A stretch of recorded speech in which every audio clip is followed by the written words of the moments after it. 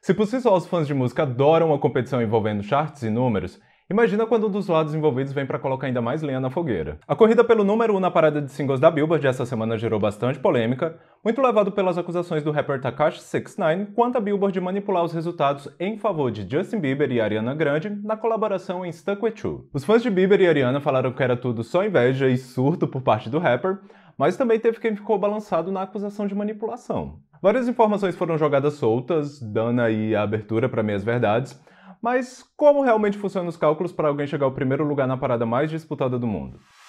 Olá pessoal, meu nome é Anderson Vieira, esse é mais um vídeo aqui do canal, e um tema que de vez em quando eu via vocês pedindo aí pelos comentários, mas que eu achava muito simples para fazer um vídeo só sobre ele, nessa semana deu para perceber que o negócio não é tão simples assim. Como funciona os charts da Billboard, como as posições são definidas, quais brechas o pessoal se aproveita, e por fim, ele é de fato tão transparente assim? Já deixa o like aí no vídeo para não esquecer depois, se inscreve no canal se ainda não é inscrito, e vamos lá porque há uma matemática gigantesca por trás disso, mas vamos tentar aqui focar nos tópicos principais e mais importantes. Começando pelo básico, caso alguém não seja familiarizado, a Billboard é basicamente uma publicação norte-americana que semanalmente divulga a lista de músicas e álbuns mais vendidos e consumidos nos Estados Unidos e em alguns outros países. Fundada em 1894 com foco no mercado publicitário e repaginada nos anos 50 mudando seu foco apenas para música, a Billboard não foi a primeira revista a publicar paradas musicais, mas a metodologia adotada por ela foi a que mais ganhou confiança, tanto da indústria quanto do público.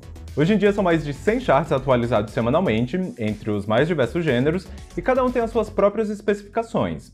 Por exemplo, a parada de música eletrônica é calculada através de streamings, downloads e execução em boates, já a de música cristã é baseada apenas em execução em rádios do gênero e por aí vai. Atualmente as duas mais fodonas, no entanto, são a Billboard Hot 100 e a Billboard Top 200, respectivamente as paradas de singles e álbuns sem limitação de gênero. Quem vendeu mais ou quem foi mais consumido fica em primeiro lugar e assim por diante. De 1950 para cá, muita coisa mudou na forma como as pessoas consomem música, e para atender essa demanda e trazer um cenário mais justo para cada período, a Billboard também vem sempre atualizando a sua metodologia para chegar em resultados mais realistas com cada época. Tanto o Hot 100 quanto o Top 200, justamente por serem os principais, são os mais criteriosos, os mais auditados e os que possuem mais regras, mas para esse vídeo não ficar muito longo e a gente chegar logo no X da questão, vamos deixar a parada de álbuns para um outro dia e focar aqui apenas no Hot 100, ou Hot 100 para quem for mais literal.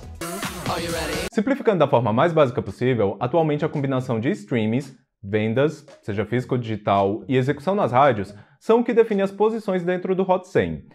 Tudo muito simples na teoria, né? Só que, apesar desse nome, ele nunca exatamente refletiu quais eram as músicas mais populares de cada momento. Por muitos anos, uma música só era elegível para entrar no Hot 100 caso ela fosse oficialmente lançada como single, o que na época era basicamente ter um lançamento tanto nas rádios quanto em vendas físicas. Talvez isso não faça muito sentido para quem acompanha esse mercado há pouco tempo, mas assim como álbuns, um single também era lançado em forma de vinil ou CD.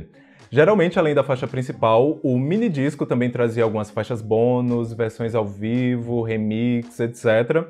E nas lojas tinha até as seções específicas para eles. Essa limitação até explica um pouco por que grandes hits nunca deram as caras no Hot 100, como por exemplo Don't Speak, do No Doubt, ou até mesmo All I Want For Christmas, da Mariah, na época em que ela foi lançada. Muita gente ficou surpresa quando só no ano passado ela chegou ao primeiro lugar, mas por aqui a gente tem um vídeo só sobre ela onde tem esse caso mais detalhado. E bom, só ali no começo dos anos 2000 que a Billboard passou a permitir com que qualquer música fosse apta para entrar na parada, independente de ser ou não lançada como single. Isso facilitou demais com que novos recordes fossem constantemente sendo batidos, pois se um artista muito popular hoje em dia lançar um álbum com 20 músicas, essas 20 músicas estão aptas para chartear, vamos dizer assim. Nem sei se esse verbo existe. Isso pode até causar uma pequena falsa simetria da realidade, pois só olhando os números limpo e seco, o elenco de Glee, por exemplo, teria sido muito mais bem sucedido e influente que os Beatles, já que eles têm muito mais entradas na parada. Mas eu acho que todo mundo aí sabe que isso não é bem o caso, né? O contexto de cada época é muito importante ser levado em conta antes de fazer essas comparações. Hoje em dia também não dá pra dizer que a parada reflete 100% do que tá rolando, pois há uma pequena regra que afirma que qualquer música muito bombada, caso já tenha passado mais de 20 semanas dentro do Hot 100, ela é automaticamente excluída do ranking caso caia para qualquer posição abaixo do número 50. Isso ajuda a dar uma rotatividade para que a parada não passe o ano inteiro com as mesmas caras, mas por outro lado, a gente nunca vai saber se aquela musicazinha que tá ali na posição 51 é de fato a 51ª mais popular, bem como tudo que tá ali do top 50 para baixo. Enfim, pode não ser um sistema perfeito, mas é até hoje a metodologia com mais credibilidade, tanto pela indústria, quanto pelos próprios artistas, pela mídia em geral, quanto pelo público. Mas se ela é tão clara assim quanto as suas regras, por que é tanta polêmica? Dada a influência que ela tem, tipo, hoje em dia a Billboard não é mais só uma simples revista. A marca está à frente de uma das maiores premiações do mercado musical, ela tem o seu próprio festival, coisas que vão dando ali ainda mais credibilidade a ela. Logo, ela não vai pegar os números que um portal solta lá no Twitter como prévia e jogar lá na conta sem uma auditoria. Vale lembrar que a Billboard não divulga prévias oficiais, ela só solta o número final depois que toda a contagem já acabou, e é a forma como ela audita ou oficializa esses números que traz a gente para a polêmica dessa semana. No dia 8 de maio, o rapper Tekashi 69 lançou o single Goodbye logo após sair da prisão. Na última terça-feira, 18 de maio, a Billboard informou que a música conquistou o terceiro lugar no Hot 100, atrás apenas de Say Soul, da Doja Cat com a Nicki Minaj, já já a gente fala desse caso também, e ela mesma, Stuck With You, da Ariana Grande com Justin Bieber. Antes mesmo das posições serem divulgadas, o rapper já estava em seu Instagram acusando a Billboard de fraude, após receber da gravadora dele as primeiras prévias, no caso de outras fontes, de quais supostamente seriam as posições finais. Apesar da Billboard, como eu disse, não divulgar prévias, como hoje em dia os números, principalmente de streaming, são muito abertos ao público, os resultados finais acabam sendo bem próximos, e enquanto na primeira prévia a gente tinha Say Soul se mantendo em primeiro lugar, Goodbye estreando em segundo e Stuck With You apenas em quinto, na última prévia, antes do fechamento da semana de vendas, Stuck With You já havia pulado para primeiro, Goodbye se mantendo em segundo e Say Soul caindo para terceiro. Foi ali onde o circo começou a pegar fogo. O 69 começou a falar que estava tudo manipulado, que todas as gravadoras já estavam fazendo as suas próprias auditorias. Ele não entendia como, mesmo ele estando muito à frente nos streams, Stuck With You havia conseguido subir mais que ele, entre várias outras acusações. Quando o detalhamento dos números foi divulgado, ele novamente acusou a Billboard de corrupção, pois de acordo com ele próprio, vale frisar, ele e a equipe dele fizeram uma investigação e descobriram que com apenas 6 cartões de crédito, Ariana e Justin venderam do nada, came out from nowhere, mais de 32 mil cópias físicas da música deles, um dia antes da contagem encerrar. As acusações foram jogadas na mesa e da forma como ele falou, realmente não tinha como não achar que não eram, no mínimo, suspeitas. Como a gente já sabe, vendas, streamings e rádios são os parâmetros para mudar o Hot 100, cada um deles tem o seu peso e todos eles são convertidos em pontos para se chegar no resultado final. Goodbye teve muito mais streams que Stuck With You, ok, porém quase nenhuma rádio tocou a música do 69, bem como o single da Ariana com Justin vendeu quase 5 vezes mais que o dele. Colocando os números na mesa, Goodbye alcançou 55,3 milhões de plays em streaming, 172 mil pessoas alcançadas em audiência nas rádios e 24 mil vendas confirmadas. Já Stuck With You teve 28 milhões de streamings, 26 milhões de audiência nas rádios e 108 mil vendas confirmadas. Em nota no site, a Billboard confirmou que todo o detalhamento do que foi colocado e do que foi tirado foi enviado para a gravadora do 69, mas isso não foi o suficiente para acalmar ele. Com os prints na mão, o rapper mostrou que só no YouTube ele tinha mais de 100 milhões de views em uma semana e no Spotify mais outros 50 milhões. Ele não aceitava o número tão reduzido que a Billboard aplicou na contagem dele, bem como as vendas infladas da concorrência. A partir daqui, eu não sei se ela é tão inocente assim ou se ele só estava querendo causar um alvoroço, mas algo que até a gente daqui sabe é que esses números que estão lá no Spotify, que estão lá no YouTube, representam os números mundiais dos usuários de cada plataforma e não só do seu país específico. Para a Billboard, ela só conta os números registrados nos Estados Unidos, logo esses números caem bastante. Até porque se alguém der um view ou um play para ele no Spotify lá do Reino Unido, esses números vão contar para a parada britânica, não para a americana. É algo muito simples de entender, principalmente para alguém que está dentro da indústria, mas ou ele estava brigando por algo que nem ele mesmo ainda entendeu como funciona, pelo menos nesse ponto, ou ele estava omitindo essa informação para gerar aí mais buzz. O que, considerando que muita gente ficou do lado dele, deu aí um pouco certo. Mas e sobre as vendas de Stuck With You? Desde que uma música seja vendida pelo preço mínimo de 69 centavos de dólar, ela vai contar para os números que a Billboard vai catalogar. Se ela, por exemplo, for liberada para download gratuito ou vendida a menos que isso, não conta. Apesar dele ter apontado que no último dia de vendas a colaboração do Bieber com a Ariana teve, do nada, entre aspas, um salto gigantesco em vendas físicas, quando a gente vai olhar, esse foi justamente o dia em que tanto a Ariana quanto o Bieber colocaram em seus sites oficiais a venda autografada de um CD single da música.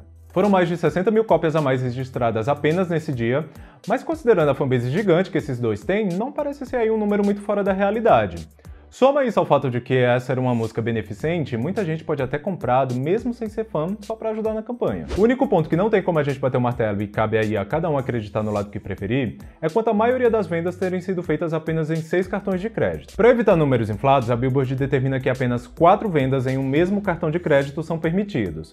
Por exemplo, se eu comprasse 10 singles autografados deles pra, sei lá, sortear aqui no canal, e essa compra fosse no mesmo cartão, apenas 4 iriam ser contabilizadas. Tanto a Billboard quanto Justin quanto a Ariana afirmaram que nada de ilegal foi feito ou encontrado.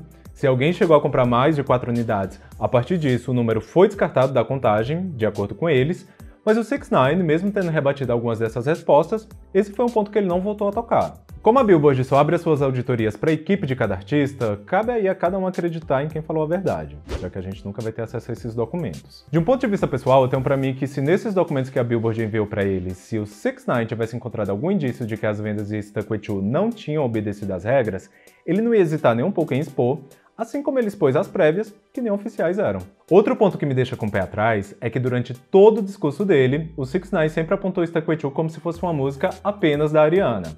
Os shades dele eram na maioria das vezes só pra ela, e raramente citando o Bieber nas várias lives que ele fez no Instagram. Tudo bem que Ariana e Bieber têm aí a mesma equipe por trás deles, mas escolher a Ariana como alvo principal é um pouco estranho, principalmente porque hoje em dia tanto a Ariana quanto o Bieber estão aí no mesmo nível de popularidade. Se foi só coincidência, ou se ele acha que ela é mais relevante que o Bieber, ou sei lá o que passa na cabeça dele, esse é provavelmente um capítulo que ainda não acabou. Previamente anunciado, nessa sexta-feira, Lady Gaga e Ariana estão lançando a colaboração delas em Rain On Me, novo single do Chromatica que a Lady Gaga vai lançar no próximo dia 29. A essa altura vocês aí já devem ter visto, né? E ao falar que não iria mais tocar nesse assunto, 6ix9ine apenas mandou o público aguardar pelo seu novo single, que também está sendo lançado nessa sexta-feira.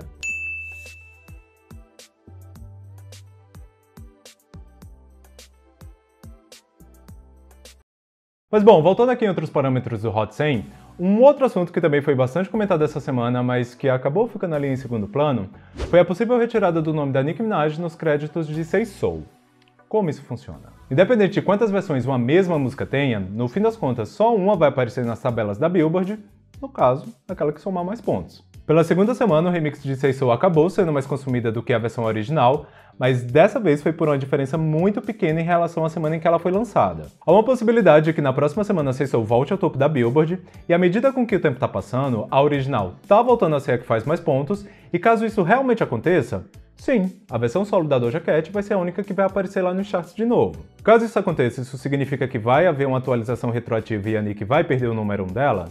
Não, né? Na semana que foi lançado, o remix de Say So foi o que fez mais pontos, e caso isso se verta, o que vai acontecer é que a partir de agora a Doja Cat vai ser creditada sozinha nas próximas atualizações. Esse é um caso similar ao de Perfect, do Ed Sheeran, que por 5 semanas ficou em primeiro lugar com a versão em dueto com a Beyoncé, mas na sexta semana a versão solo dele se tornou a mais popular, e a partir dali só o nome dele passou a ser creditado no Hot 100. Isso significa que a Billboard apagou todas as matérias que ela fez anunciando o número 1 do Ed com a Beyoncé por 5 semanas?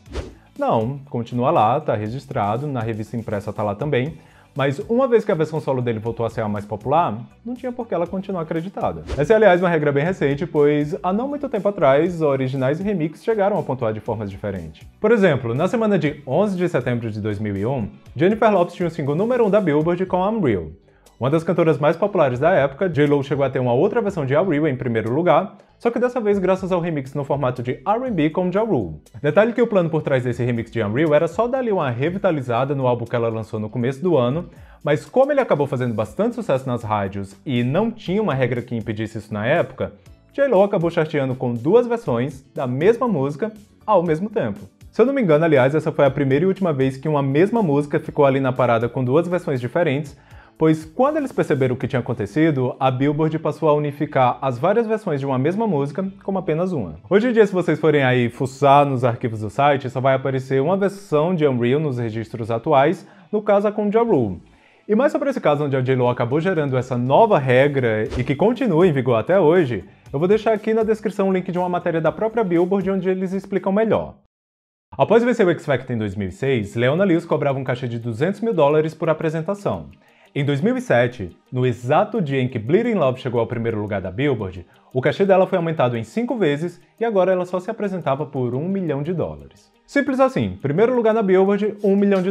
Pra quem acha que esse tempo já passou e hoje a Billboard já não é mais tão influente assim, é só se perguntar. Lil Nas X teria sido indicado aos Grammys de música e gravação do ano caso Old Town Road tivesse ficado ali apenas no TikTok? Será que ter batido o recorde de maior permanência em primeiro lugar no Hot 100 não influenciou em nada nessas indicações?